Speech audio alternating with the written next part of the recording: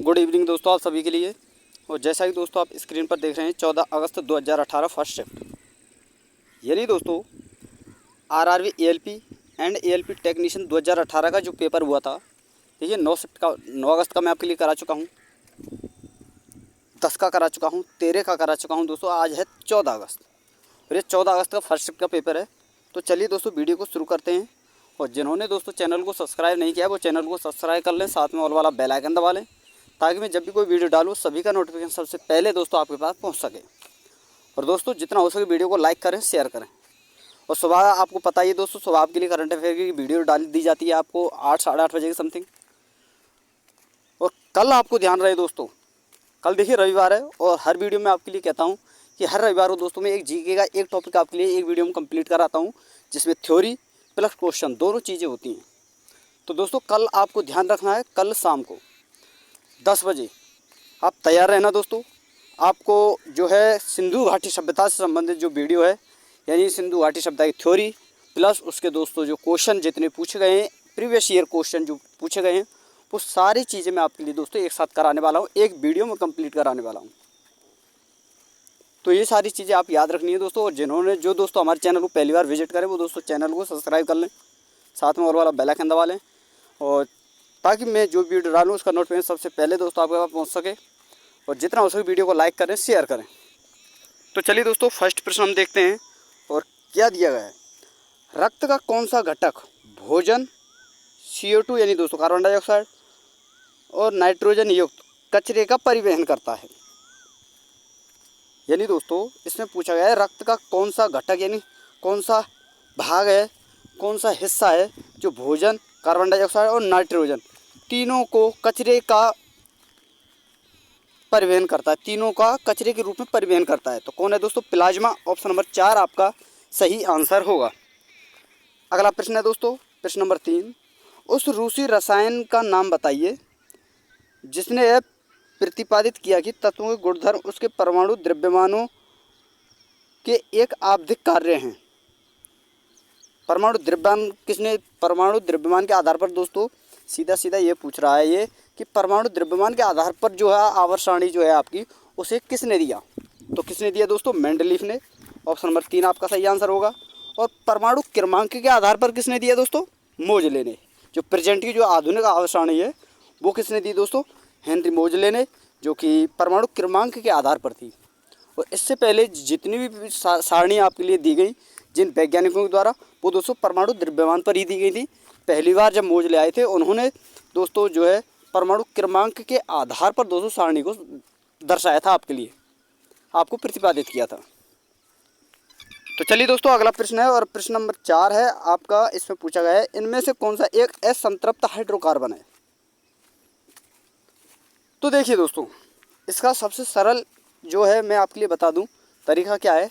अगर एल्केन श्रेणी का कोई सा भी तत्व हो, एल्केन का एक तो ये आपका संतृप्त होता है एल्केन श्रेणी का, और जबकि दोस्तों एल्कीन और एल्काइन ये जो होते हैं दोस्तों ये दोनों के दोनों असंतृप्त होते हैं। और इनका अनुमान कैसे लगाएंगे दोस्तों, पता कैसे लगाएंगे ये एल्केन है, ये एल्कीन है, ये एल्काइन है। देखिए एन का आभास हो प्रत्यय के रूप में, यानी प्रत्यय का मतलब होता है दोस्तों, जैसे आपने हिंदी में पढ़ा होगा, प्रत्यय का मतलब होता है, प्रत्यय का मतलब होता है जो पीछे जुड़ते हो, और उपसर्ग का मतलब होता है जो आगे जुड़ते हो। तो प्रत्यय का मतलब जो पीछे जुड़ने के बाद किसी वर्ड में अगर एन का आभास हो, एन वर्ड का आभास हो, एन शब्द का आभास हो, तो वो होता है दोस्तों एल्केन। जैसे कि यहाँ पर आप देख सकते हैं butane, but plus ane, butane, alkane. इस प्रकार एल्कीन में ईन का आभास हो और एल्काइन में दोस्तों आइन का आभास हो। तो इसमें पूछा आपसे असंतृप्त हाइड्रोकार्बन है। देखिए सारे ब्यूटेन, पेंटेन, प्रोपेन ये एल्केन है, इथाइन दे रखा है बस। तो एल्काइन श्रेणी का असंतृप्त है। ऑप्शन नंबर 3 आपका सही आंसर होगा। अगला प्रश्न है दोस्तों, प्रश्न नंबर 5, भारत की राजधानी कलकत्ता से दिल्ली कब स्थानांतरित की गई थी। तो कब की गई दोस्तों, 1911 में। ऑप्शन नंबर 1 आपका सही आंसर होगा। अगला प्रश्न है दोस्तों, प्रश्न नंबर 6, और इसमें पूछा गया है ये जो चिन्ह है, ये जो चित्र में दर्शाया गया है चित्र में दर्शाए गए संकेत को विद्युत परिपथ के संदर्भ में क्या कहते हैं? तो क्या कहते हैं दोस्तों, ये चिन्ह जो है दोस्तों विद्युत बल्ब के लिए प्रयुक्त किया जाता है, आपको याद रखना है दोस्तों। और ऑप्शन नंबर 3 आपका सही आंसर होगा।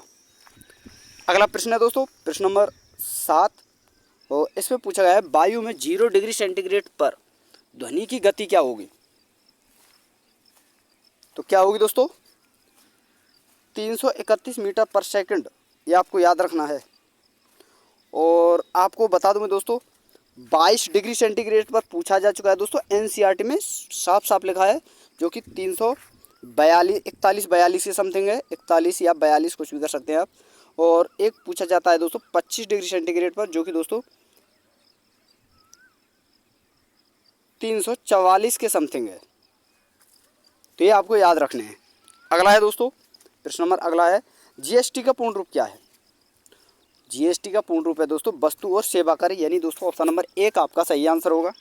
अगला प्रश्न है दोस्तों प्रश्न नंबर 9, और इसमें पूछा गया है ओडोमीटर एक ऐसा उपकरण है जिसका उपयोग दोस्तों गाड़ियों की दूरी मापने के लिए ज्ञात किया जाता है। ऑप्शन नंबर 2 आपका सही आंसर होगा। अगला प्रश्न है दोस्तों प्रश्न नंबर 10, निम्नलिखित में से कौन सी महिला एथलीट स्क्वैश खिलाड़ी नहीं है? तो कौन नहीं है दोस्तों? देखिए ज्योत्सना चिन्नप्पा जो है दोस्तों स्क्वैश खिलाड़ी हैं, दीपिका पल्लिकल ये दोस्तों स्क्वैश खिलाड़ी हैं, और अनाका अलानकम्मोनी ये भी दोस्तों आपकी स्क्वैश खिलाड़ी हैं। लेकिन दोस्तों कोनेरू हम्पी ये दोस्तों स्क्वैश खिलाड़ी नहीं है, आपको याद रखना है। ऑप्शन नंबर 3 आपका सही आंसर होगा। अगला प्रश्न है दोस्तों प्रश्न नंबर 11, बायोगैस बायोमास से किस प्रक्रिया के माध्यम से उत्पन्न होती है? तो किस प्रक्रिया के माध्यम से दोस्तों? अवायवीय किण्वन, यानी दोस्तों अवायवीय किण्वन के द्वारा जो है दोस्तों बायोगैस जो है बायोमास से उत्पन्न होती है। अगला प्रश्न है दोस्तों प्रश्न नंबर 12, और इसमें पूछा गया है निम्नलिखित में कौन सी द्विबीजपत्री पौधों की विशेषता नहीं है? द्विबीजपत्री पौधों की विशेषता नहीं है। तो दोस्तों ये जो प्रश्न है आपके लिए बहुत ज़्यादा इंपॉर्टेंट है दोस्तों, और आपको याद रखना है कि द्विबीजपत्री जो पौधा पौधों की विशेषता क्या क्या होती हैं। तो देखिए इन पौधों में एक टैप जड़ होती है, तो इम्पोर्टेंट है ये द्विबीजपत्री पौधों की विशेषता है कि इनमें टैप जड़ पाई जाती है। द्विबीजपत्री पौधों में कैसी जड़ दोस्तों? टैप जड़। पौधों में जालीदार वेनेशन होता है, यानी जो इनकी पत्तियां जो होती हैं वो जालीदार होती है, फैली हुई। इन पौधों में द्विबीजपत्र होता है, तो द्विबीजपत्री है, द्विबीजपत्र तो होगा ही, लेकिन इनमें जो जड़ होती है वो तंतु में तंतु में होती है। ये दोस्तों गलत है, इनमें जड़ जो है तंतु में नहीं होती है दोस्तों, ये शंक्वाकार होती है, ऐसे होती है ऐसे। और तंतु में जड़ कैसी होती है दोस्तों? ऐसे, जैसे यहाँ पर ये तंतु निकल गए, यहाँ पर निकल गई, ये तंतु में जड़ है। तो इस प्रकार की जड़ ना होकर दोस्तों इनमें जड़ होती है शंक्वाकार और लंबी दोस्तों, हल्के हल्के से रोम से निकले हुए होते हैं, बस हल्के हल्के से ये होती है इनकी। तंतु में जड़ ना होकर दोस्तों शंक्वाकार जड़ होती, तो इसका आंसर सही होता। तो चारों ऑप्शन ही दोस्तों द्विबीजपत्री पादपों के होते, लेकिन तंतु में जड़ है, तो दोस्तों यही इसका ऑप्शन नंबर 3 आपका सही आंसर होगा, यानी दोस्तों ये द्विबीजपत्री पादपों की विशेषता नहीं है। अगला प्रश्न है दोस्तों प्रश्न नंबर 13, किस वस्तु द्वारा उसकी स्थिति या विन्यास द्वारा प्राप्त ऊर्जा को क्या कहा जाता है दोस्तों? किसी वस्तु द्वारा उसकी स्थिति या विन्यास द्वारा प्राप्त ऊर्जा को कहा जाता है, तो दोस्तों क्या कहा जाता है? स्थितिज ऊर्जा। ऑप्शन नंबर 3 आपका सही आंसर होगा। अगला प्रश्न है दोस्तों प्रश्न नंबर 14, और इसमें पूछा गया है फ्रीडम ट्रेल एक 2.5 मीटर लंबा दर्रा है जो अमेरिकी क्रांति को बेहतर तरीके से दर्शाता है। आपको यह प्रसिद्ध और ऐतिहासिक मार्ग किस अमेरिकी शहर में मिलेगा? तो दोस्तों ये फ्रीडम ट्रेल जो है दोस्तों ये एक लंबा दर्रा है 2.5 मील का, तो ये कहाँ पर है दोस्तों? बोस्टन शहर में है, अमेरिका के में। ऑप्शन नंबर 2 आपका सही आंसर होगा। अगला प्रश्न है दोस्तों प्रश्न नंबर 15, और इसमें पूछा गया है निम्नलिखित में से किस वैज्ञानिक ने पदार्थों की 5वीं अवस्था के लिए कुछ गणना की थी? तो किसने की दोस्तों? सत्येंद्रनाथ बोस ने। ऑप्शन नंबर 1 आपका सही आंसर होगा। अगला प्रश्न है दोस्तों प्रश्न नंबर 16, भ्रूण को एक विशेष ऊतक की सहायता से माँ से रक्त पोषण प्राप्त होता है, किसके द्वारा दोस्तों? प्लेसेंटा के द्वारा। प्लेसेंटा को क्या कहते हैं दोस्तों? गर्भनाल। ऑप्शन नंबर 2 आपका सही आंसर होगा।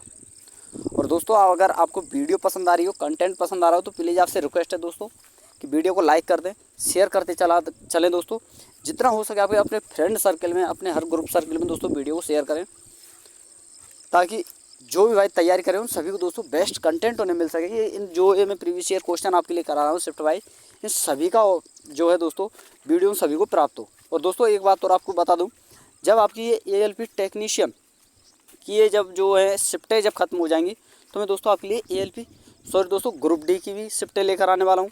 क्योंकि दोस्तों आगे 1 लाख के समथिंग दोस्तों वैकेंसी आने वाली हैं, तो ग्रुप डी की तैयारी क्यों ना हम पहले से ही करके चलें।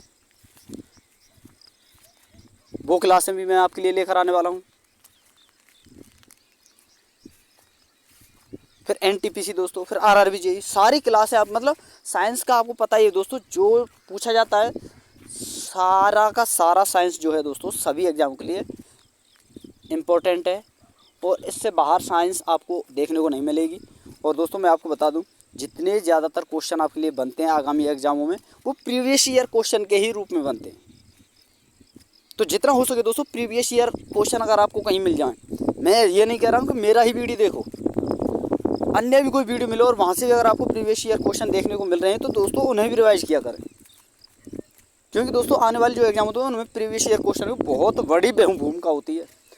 मैं आपको बताऊँ दोस्तों 90% जो क्वेश्चन होते हैं वो प्रीवियस एग्जामों से ही ले लिए जाते हैं। तो आपको ध्यान रहे दोस्तों, प्रीवियस ईयर क्वेश्चन अवश्य लगाएं, चाहे कैसा भी वीडियो आपको मिले, कहीं से भी मिले। मैं ये नहीं कह रहा मेरा ही वीडियो हो, कहीं से भी, पर क्वेश्चन अवश्य लगाया करें। तो चलिए दोस्तों अगला प्रश्न देखते हैं, प्रश्न नंबर 17। और इसमें पूछा गया है, निम्नलिखित में से किससे पुलों, लोहे के जंगले और धातुओं से बनी सभी वस्तुओं को नुकसान पहुंचता है? तो किससे दोस्तों? जंग से। ऑप्शन नंबर 4 आपका सही आंसर होगा। अगला प्रश्न है दोस्तों, प्रश्न नंबर 18। और इसमें पूछा गया, आधुनिक आवर्त सारणी में पहला तत्व क्या है? पहला धातु तत्व। देखिए दोस्तों हाइड्रोजन जो है आपका अधातु माना जाता है, ये आपको याद रखना है।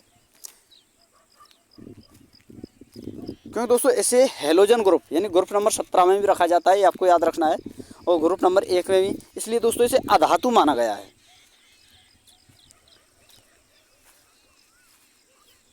और सोडियम आपका धातु है लेकिन पहला तत्व नहीं है। हीलियम दोस्तों आपका जो है अधातु है। हाइड्रोजन आपका अधातु है, तो लिथियम ही हुआ ना, ये ऑप्शन नंबर 1 आपका सही आंसर होगा। अगला प्रश्न है दोस्तों, प्रश्न नंबर 19। और इसमें पूछा गया है, पानी से भरे एक गिलास में रखा नींबू गिलास के बगल से देखने पर इसके वास्तविक आकार से बड़ा प्रतीत होता है, इसका कारण क्या है? तो क्या है दोस्तों? प्रकाश का अपवर्तन, रिफ्रैक्शन ऑफ लाइट, यानी दोस्तों प्रकाश का अपवर्तन, परावर्तन नहीं दोस्तों, ना ही विवर्तन ना परावर्तन, ओनली अपवर्तन। अगला प्रश्न है दोस्तों, प्रश्न नंबर 20। और इसमें पूछा गया है, उस फिल्म पूर्णा के निर्देशक कौन है जो माउंट एवरेस्ट पर चढ़ने वाली सबसे छोटी लड़की पूर्णा मलावत की कहानी को दर्शाती है? यानी पूर्णा जो फिल्म है उसके निर्देशक कौन है दोस्तों? राहुल बोस। ऑप्शन नंबर 4 आपका सही आंसर होगा। अगला प्रश्न है दोस्तों, प्रश्न नंबर 21। और इसमें पूछा गया, प्रोटेस्ट ग्रंथि किसके नीचे मौजूद होती है? किसके नीचे प्रोटेस्ट ग्रंथि जो होती है किसके नीचे दोस्तों मौजूद होती है? मूत्राशय के नीचे दोस्तों, यानी दोस्तों द यूरिनरी ब्लैडर, यानी दोस्तों मूत्राशय के नीचे जो है स्थित होती है। अगला प्रश्न है दोस्तों, प्रश्न नंबर 22। और इसमें पूछा गया है, यदि एक वस्तु की गतिज ऊर्जा को प्रारंभ का मानकर 256 गुना हो जाती है तो नया रेखीय संवेग क्या होगा?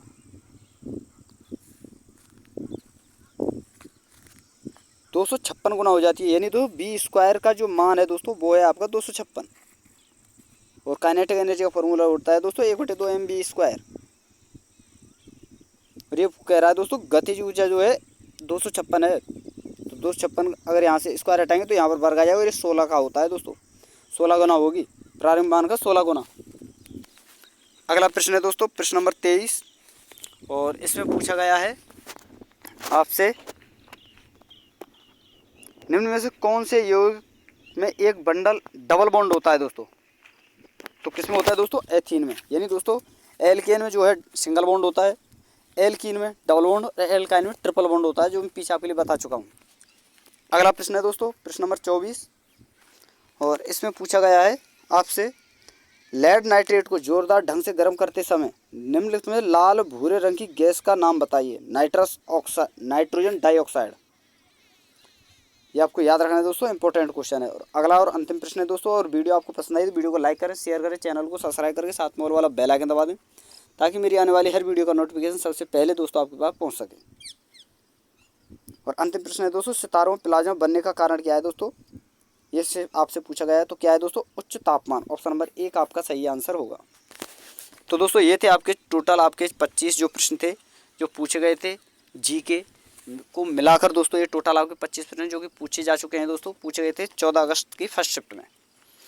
और दोस्तों वीडियो आपको पसंद आई तो वीडियो को लाइक करें, शेयर करें। तो थैंक यू दोस्तों, धन्यवाद। फिर मिलते हैं कल एक नई वीडियो के साथ जो कि जीके से संबंधित होगी।